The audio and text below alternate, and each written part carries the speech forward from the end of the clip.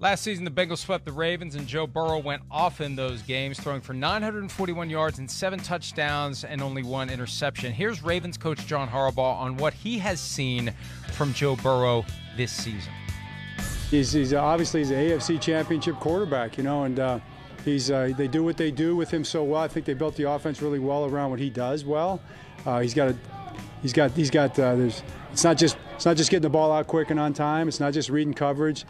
He can hold the ball. He can move in the pocket. They do the play action stuff as well. He's tough to get down in the pocket. All those things are kind of staples to his game, and I see him doing it just like he's been doing it. Yeah, look, Joe Burrow, one of the best quarterbacks in the NFL. You lose your first 2 games of the season. You get banged around. Narratives get locked in prematurely. The Bengals are still pretty good. They could be 4-0. At a minimum, 3-1. They had that Steelers game won, blocked extra point. They win that game. And then the Cowboys game, they could have won as well. But they've looked much better the past couple of weeks. Fairly convincing, especially in the second half against the Dolphins. The Ravens are 3-point favorites in this one, even though they've lost 5 games in a row at home. This just, to me, Peter, I said this yesterday to Sims. This is a John Harbaugh game. That John Harbaugh's just raw will and competitiveness will prevent his team from failing to get this one right. It's gone on for too long against the Bengals. It's gone on for too long at home. There's some weird stat where they've led every minute of every game this year except for 14 seconds.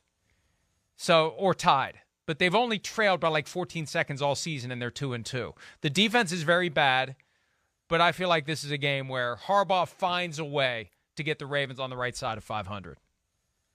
I think the most telling thing about this game is that the Bengals just don't seem to be the unstoppable passing game. They don't have the unstoppable passing game that they had last year against the Ravens. Then again, the Ravens have been very generous late in games against good offenses.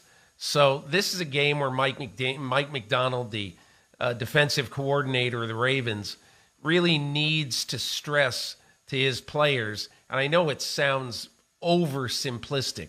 This is a 60-minute game. Burrow is one of these guys who you can have down.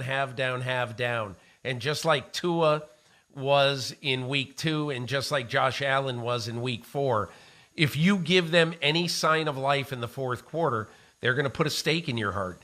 And Burrow is the exact same quarterback. What I'm looking for in Baltimore is a 60-minute effort, not a 47-minute effort. Is unbelievable when you consider this fact, Peter. There have been 4 games this year in which a team has trailed by 17 or more points and has come back to win or tie.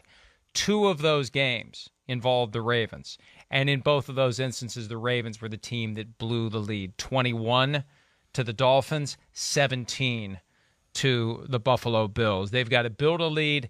They've got to hold a lead. Just like the Jerry Seinfeld take on reservations for rental cars. You know how to take the reservation. You know how to take a reservation. You don't know how to hold the reservation.